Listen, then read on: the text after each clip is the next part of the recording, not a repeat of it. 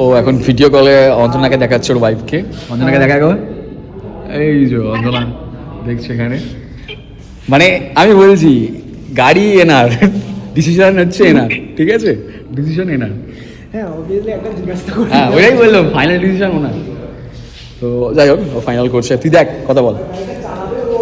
হ্যাঁ আবার ব্যাপার হচ্ছে ও গাড়ি নিচ্ছে 250, জীবনে প্রথমবার কেটিএম এর অ্যাডভেঞ্চার নিচ্ছে। ও গাড়ি চালাতে পারে না, চালাবে এই যে,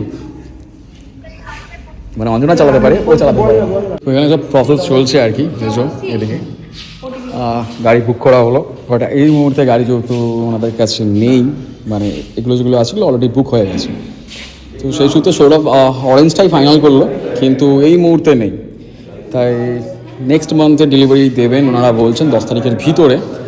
আর তাই এখন প্রসেস চলছে, কিছু করার নেই, ওয়েট তো করতেই হবে। এটা নিয়ারেস্ট ডানকুনির কাছাকাছি, আর বেশ বড় শোরুম।